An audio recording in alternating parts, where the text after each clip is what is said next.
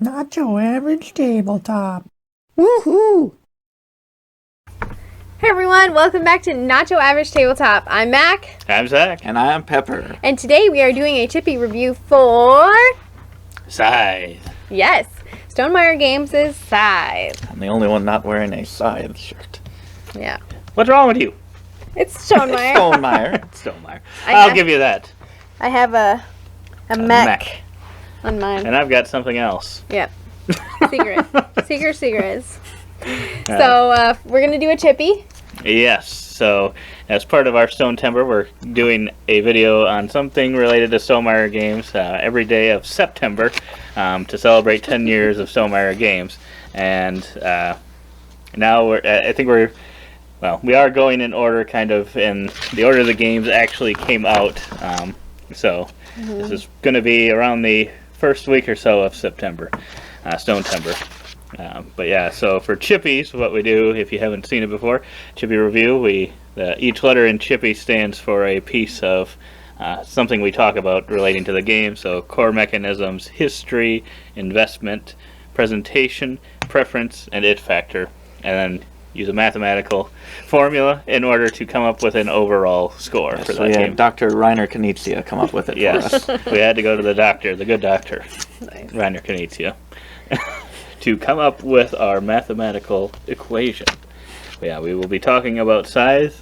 I think in mine probably included some of the our play of Rise of Fenris, because that's where we got a lot of plays in. I did So too. Yeah. I don't know that there may be some spoilers here, but I think we're going to try to not talk about any of the spoilers, but there's a chance that something could get mentioned. So if you don't want that to happen, then I would just suggest not watching at all.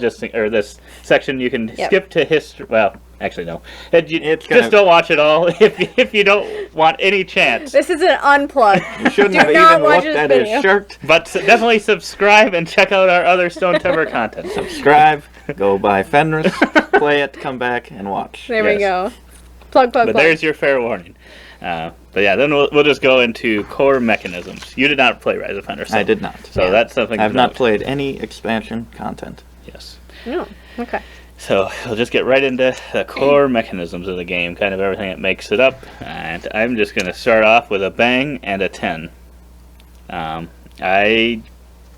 This game just has so much going on, and it all, I think, works together almost perfectly. It's crazy to me how well it works together, because it feels like there should be too much going on, but once you've played it a couple times, I don't think that it's that difficult to fully grasp what's going on. There are some rules that might be a little tough to remember if you don't play it that often, but I really love right to start off, the variable player powers and the different board setups that you can have each time. That does make for some possible imbalances, where some combinations of different factions and bottom boards that you have kind of stronger, some are weaker, some are banned, I think. So that's something to note as well, but I do like how that changes it up, and also just the way the action selection works, where you really only have 4 actions that you can choose from. So it's not like you have so many options that it's like, oh, I don't know what to do. You're at least limited, because you also can't take the same one twice in a row, which makes it even more like, okay, I can only do... Unless you're Rusevet. That's true. And that's part of the thing that I like about the variable powers that they have. But yeah, and then the fact that the bottom ones are really where the points from the game come from. There's a bottom action associated with each action, but those all have a cost. And I just like how each one of the boards is kind of different, so you might have to play it slightly differently, because you might have, depending on where your faction starts, access to certain resources, so you kind of might have to focus based on that. Like the area control, the way that works in this one, and the movement around the board. It's pretty simple overall. I think the only maybe sticking spot would be crossing rivers and stuff. I think that's the biggest thing that could be messed up, but I do also like combat, where sometimes you can know that someone could beat you, but will they spend their combat points to put it into there? But it also gives you the option to automatically know you can win if you do have a certain power and you're the one that kind of initiates it. But yeah, and then if there was a negative point, I think it would be the end game trigger. Because I would like it if everyone got an equal amount of turns, but I can see how that might not work based on how some of the end game scoring works. Yeah. So it's one of those things that's very tough to. I don't know if there's a really good way to fix it, but it does kind of suck if someone gets one more turn than everyone else. And usually at that point in the game, everyone is at a point where almost every turn you can kind of get another star, which is kind of a big chunk of points at the end, or do something else that'll get them some points. So I can see how that could be a little frustrating, but I still give it a 10 because I just love everything in it. And now that I talked for 5 minutes on that, it's a real love affair there. So I will say before I start giving off any scores, I feel like I have an interesting dichotomy because I am not a good Scythe player. Like, I stink.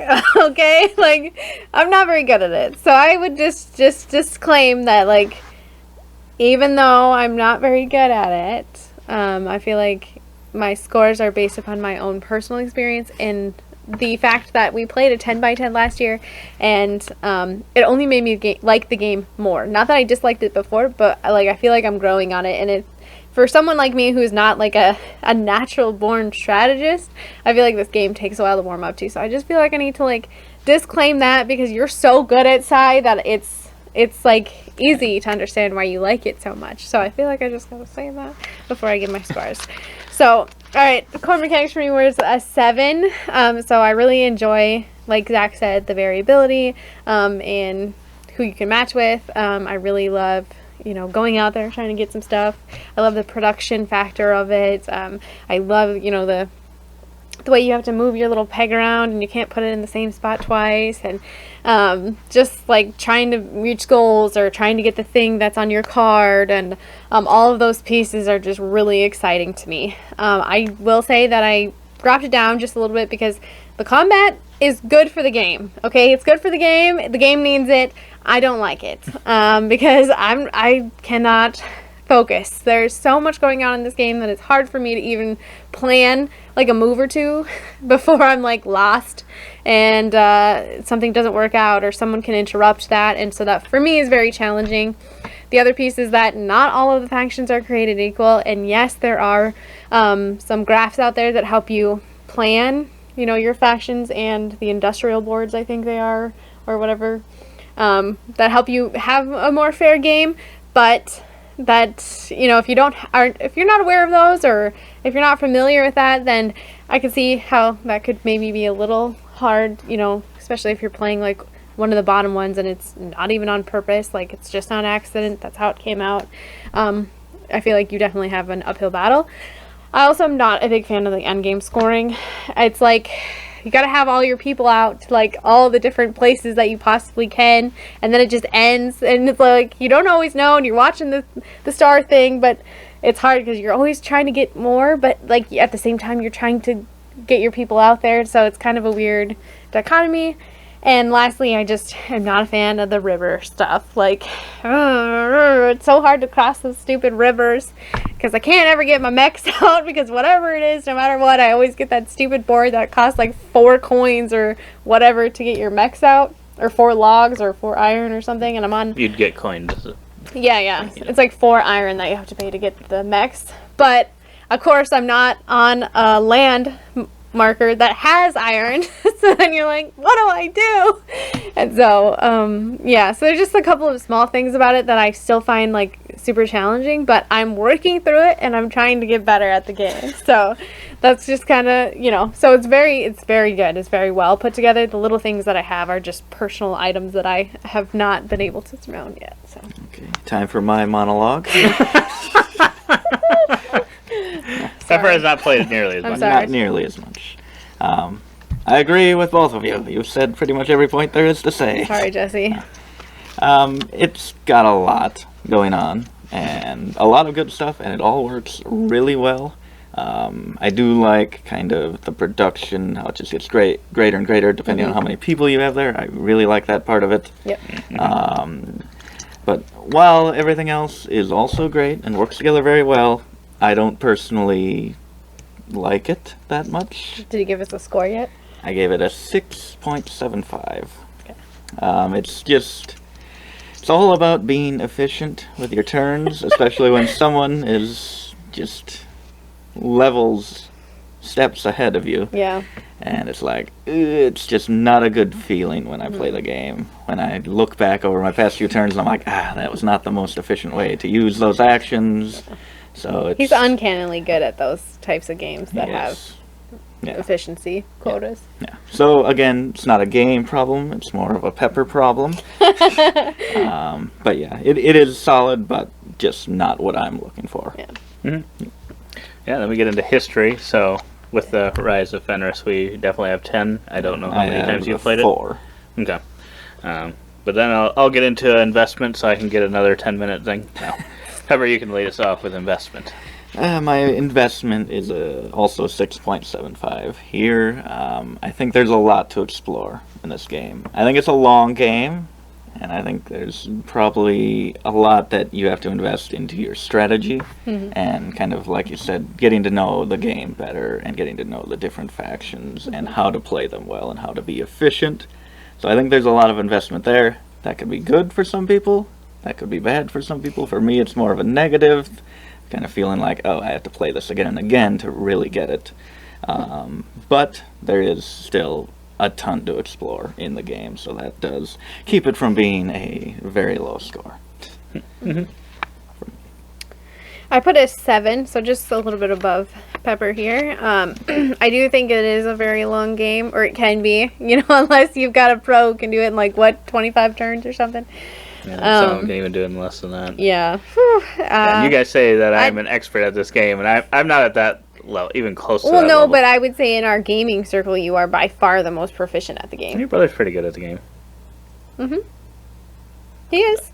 Because, Yes. when we were playing Rise of Fenris, and I think Carson at the end won as well. Yeah. But Who didn't win out of 10 games? I think at the beginning it was kind of back and forth between me Yeah. and him, if I remember right. So Yeah.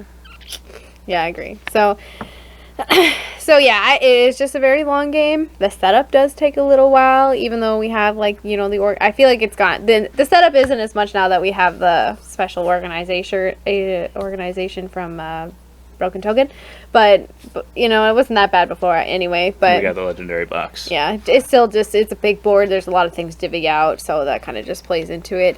Replayability, I think, is there-ish. I mean, you are still kind of going for the same goals every game, so I can see how you could be, zero in on how best to get those. It does depend on your faction and reputation, or whatever that bottom track is. I'm blanking on its name, but yeah, overall, it's just kind of a longer game for me. And sometimes I do get a little frustrated. I know when we played Rise of Fenris, it was like sitting there for 2 minutes, and there's 4 people playing. And so it was like everybody took 2-minute turns almost sometimes. Not all the time, but sometimes the turns got a little long. So I felt like I was kind of sitting there. I should be using that time to plan my next move, but the way I was thinking, I was planning, but at the same time I was forgetting what I was planning. So, yeah, so I just think sometimes it can be a little bit analysis paralysis if you, with certain people, because like Jesse said, there is that piece of efficiency management. And so everyone is trying their very hardest to do everything in the correct steps for what they're needing to do. And so I feel like that adds just a little bit of thinkiness to it, which is fine. It just sometimes gets to be a little long. You like it though, I'm guessing, because you think about it. 9.5. I had a 9.75 originally, but I did knock it down for the setup teardown, because that does still take quite a while. Otherwise, I'd probably want to play this a lot more even. I think the turns are really fast, but that's probably me because I already know what I'm going to do. So it's like, okay, well, I'm going to take this action, then this action. So it's like when it gets to me, it's like I feel like it's snappy turns, and it's like you should have enough time to know. You are surprisingly quick at your turn. Because I feel like you should be able to have at least 2 turns planned out. Kind of like, because it seems like a lot of times a couple turns in a row kind of work together. Yeah. So I think they're relatively fast, but there could be times because Probably I think depends even more so on the surprisingly, you wouldn't think that it would be, but like when we played the Rise of Fenris campaign, I feel like there was a couple times where we played 2 games in a row, and it didn't ever feel like, oh, this is really long. Yeah, that's true. I mean, I think we played for like 4 hours though, but I mean, like overall 2 games of that, that's not that long. 2 but- hours apiece. Yeah. I don't think it is even that long, but I think there may be some other But conditions in the Rise of in that, I was just so- gonna say in the Rise so, of Fenris, yeah. it's not the standard in 6-star. some of them. Yeah. So, but yeah, I think it has Oh, spoilers. almost perfect game arc, except perfect game arc except for like the end, like I had mentioned earlier, where it just kind of you know it's gonna Yeah. come, but it just all of a sudden just feels like it just stops, Right. which is fine, but Well, and I'm the type whatever. of gamer that needs that extra turn because I haven't planned well. So I'm like, oh, what can I do? But nope, it's just done. Yep. Which is fair to the game, I think. So. And then I get into presentation, and I give that a 10. I think this has probably some of the best artwork in He's any locked down Stonemaier the game. highest rating by now. Don't have to keep trying, Zach. great artwork. Like I said, one of the best in any of the Stonemaier games. The dual-layered boards are great. I think they really work well for the wooden pieces in this one, which are also great. I really love those wooden pieces. The boards are well laid out with the tops and bottom actions. The storage is the only negative, I think. That's what kind of, and I don't know, even with the insert that we have, it's still a very hard game to probably store really well in a way that you can get it up and set up and torn It's down a puzzle to get in that a short period of back into time. the box. But yeah, and I like the plastic miniatures are really great as well. I like the different characters that they have in it, and yeah, it with the artwork, it just has the feel of, I think, what it's going for. Like when you're playing it, I feel like it comes through really, really well. So, Agreed. 10. I also gave it a 10. This game is everything. It's miniatures, it's wooden pieces. Pepper gives this one a It's- 6, I swear to God. The artwork is just amazing. It makes me think of like an old school tiny like vintage painting that they would have done, like post, pre-modernism, and like it's just so cool, and everything is so clearly done on the board that there's no question, what you're on. Their little icons are perfect but not intrusive on the board. The little faction boards are amazing. They're double layered, all the things. Like, I cannot say enough good things about this. I think I'm going to get Scythe out.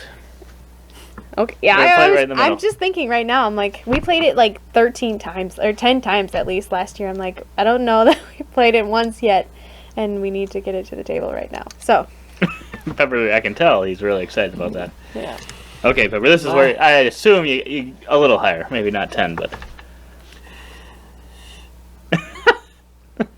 This is my highest rating for it. Mhm. It's an 8. Get out. The artwork's great. The wooden components are great. Not as good as the wooden components in a different Stonemaier game, which we've already talked about. Go look at the other I don't CHIPPI know. reviews. They have individualized hats on the meeples in this one. Every one looks different. Well, there's that. I will have to look at that a little closer. Maybe come back and bump that up The to a blue 9. one has like these little Nomi hats. It's adorable. The meeples are nice, and the resources. We don't even have the upgraded resources. And No, but they're really nice. These ones. Yeah, the miniatures are great. Not a big fan of the look of the board. I mean, it works, but it's just not something that I love. It's kind of very brown and yellow board. I don't know. Just doesn't stand out as a great looking board. It's not a bad board, but just average to me. Good. But yeah, just an 8 for me. Hold my Not- back. I'm gonna kill him. Just kidding. Wow. Yeah. It's alright. That is fair. Is it? I can't agree with it at all. Let's see what his preference is. Yes. Yeah, when you asked, you better not have given this a 6. I looked down at the P, and I accidentally looked at preference, and saw a 5, and I'm like, oh my god. But I'm sure you can expect that for preference. It's You've only played it 4 Just- times, right? yes. Yeah. How many of those are on the app? I think 1 time on the app, 1 or 2. And I lost both of those to the easiest bot level. And I think that is just that. I'm just not a good player at Scythe yet. And hopefully never will be, because I'll never play it again. Wow, this guy. Just Blasphemy. yeah. I'm kind of just- curious if you would have grown to like it if you had played the campaign. I feel like Fenris Because it really rose helped a lot me for Mikhail. understand it. Yeah. 'Cause I don't know if she'd be as low. Maybe she'd be. I think she'd be more around where you were Yeah. if we had never done that. Yeah. I guess we will never know. Maybe not that low, but Yeah. Yeah, I mean, it's undeniable. It's a great game, but just not for me. That's alright. Sorry, me. No, Preference, you- yeah. So I gave it a 6.5. So I struggled with this because, wow. Fist bump back. wow, fist bumping. I feel like 1.5 points You is got like this. way above his. Okay, here's what I'll say about it. This game is super challenging for me, and I love the challenge of it. I really do, but it's really hard for me to go into the game losing it every time. And I try and I try and I try and I cannot win it. Like I played 10 games of Fenris and I could not win it.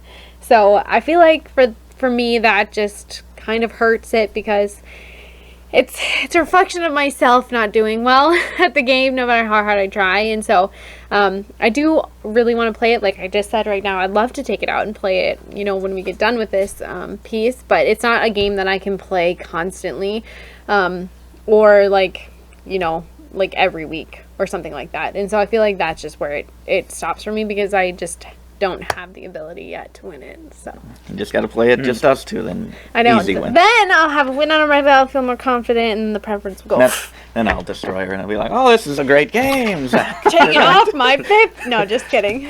So that's all. I think it's purely a personal. I don't think it's a reflection necessarily on the game, other than speaking to like maybe the difficulty of like a non like hardcore strategy minded gamer, you know, coming in to play the game. It might be a little bit of a daunting task. I was gonna mix up. What's strategy versus tactics? Tactics is being able to kind of do more things on the fly. Tactical is like, yeah, just kind of adjusting to as the game goes. Which this game has that too. So Yeah, but yeah, I would say it's probably more in the strategy, because you kind of have to determine something you want to go for and keep going most of the time. Not always, but for a good chunk. But yeah, I'll come in with a 9.25 in the preference. I knew you'd save it. I think it is brought down a little bit because it is a little longer. It takes a little bit to set up, and I don't know that I would. Yeah, I probably would if I had people that wanted to play it every week. I'd probably be willing to do that, but maybe not. Maybe then I wouldn't. Maybe it'd be more like a once a month more or something. But it really gives me a grand experience. One of the That's true. bigger kind of end of the, well, if you want to end with a Bang. huge game bang at the end of a game night or something, it feels like that. It feels like just way bigger than most games. It feels like you're doing something big. So I just really like the look of that. And surprisingly, even though it is longer, and sometimes turns can take a little bit longer depending on the players and stuff, I actually prefer this with more players, like 4 or 5, which is a little surprising, because usually games like this, I would think that I would not like that, because then I would think it would go too long. But I actually don't mind it in this game. So yeah, and then we get into the it factor, and you can probably guess what I have there, and it is a big 10. Wow. And I have epic written down. It's an epic grand That's all you had game. to write. And then, like you had kind of mentioned, it's one of the very few that I think about afterwards as to what I could have done differently. And it's always like, oh, what could I have done with, that faction or something, or how could you use them and whatnot. And I don't do that with a lot of games, but I do like to think about this one afterwards, and how you could use that maybe combination that I had in the game if I could have done something differently. And this is not a lie, because after every game of Rise of Fenris, like on the car ride home or after Zach and Carson would leave, you'd be like, "Did blah, blah, blah, do about this game?" And I thought that was interesting when you did that or whatever. And that's just like, I'm just like, that happened. It's a good time. So my it factor is a 7.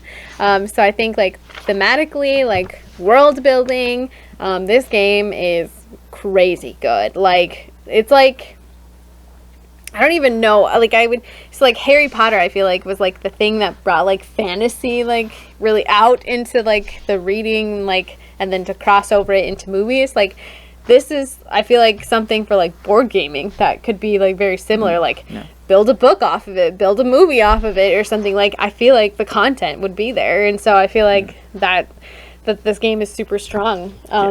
People just are always talking about another game in the universe. Yeah. They're just obsessed with that world. Exactly. Yeah. And I think with the Rise of Fenris too, because there's a little bit of a storyline in there because it's a campaign game. Like I feel like that is what kind of further leads me to believe that that would be totally possible, and I don't feel like I see that in a lot of games. So. Especially when the end of the campaign confirms that there is a movie cinematic coming. universe. No. A multiverse. I think there is a game like based in the world, video game. I think it's like Iron Harvest or something. Oh. Which I think actually has some of the characters, like the lady with the tiger in it. I think. Roosevelt. Yeah. I think so. I think there was a couple of characters. I don't know if they're all in there, but the lady with the tiger. the lady, Tiger Lady. tiger lady, tiger lily, I'm trying to remember her name now. It's not coming to me. Sally. Olga. Greta. No. Olga, and I can't- Congo. No. Let's get to Pepper's My It factor. it factor is an 8. It is a pretty epic game, and again, just a huge game. Great name recognition, and you see it set up, and it just looks like something grand. Yeah. I think it's just everything we talked about in that world and all the artwork, bringing it to life. It just feels like an event game, even if I don't enjoy that event. Yeah. So Overalls. we got overall scores. I think I'll be the lowest here, with a 6.4. All right. I got a 7.8. And I've got a 9.7. So yeah, it's one of my favorite games of all time, for sure. And I'm always up to playing it. You are. Sounds like you would be willing to play it every now and then Yeah. Pepper maybe once in a I don't know what. Once a year. Once That a year doesn't get type you thing. better at the game, though. Right, but yeah, I think it sounds like you're still saying that it may not be for everyone, but would you say it's worth trying I think at so. least once? Yeah. If Yeah. I think so as well. Even if I could see there are things in it that people may not like, or maybe too much or too much to focus on. And I mean, it It depends. for who being you're as playing big with, as too. this, there's still other games that are like this that are way more complicated. So it's still not like the most complicated, hard to grasp game. I mean, I can see myself playing it and getting to know it and getting to like it more. So it's not like just like that. It is Right. still somewhat approachable. So I think that was one of the reasons too, because I think it kind of been because we had liked some of the other Stonemaier games. It kind of been on like a list of a game to get, because everyone, at that point, I think it was still in like the top 10 of all time, Board Game Geek and stuff. I remember And- when we got it. And I think we were still not sure if we would be able to. Yeah, we didn't know if we Handle were it. quite ready. Right, because to us, I think it felt like one of those games that's like, oh gosh, there's probably a ton going on and stuff. And there is, but it's not nearly as much as. I think if you're looking at people playing it, it might look a lot harder and more complicated Yeah. than it would be if you played a couple times. But Yeah. It's really actually pretty simple. You only get one movement every turn, or one action. action every turn. So So yeah, but it is one too where more experienced players are going to have a huge advantage over Yeah. players that have not played as much. huge. So Unless Yeah. you're some kind of prodigy. that is true. Oh, I've got this mapped out.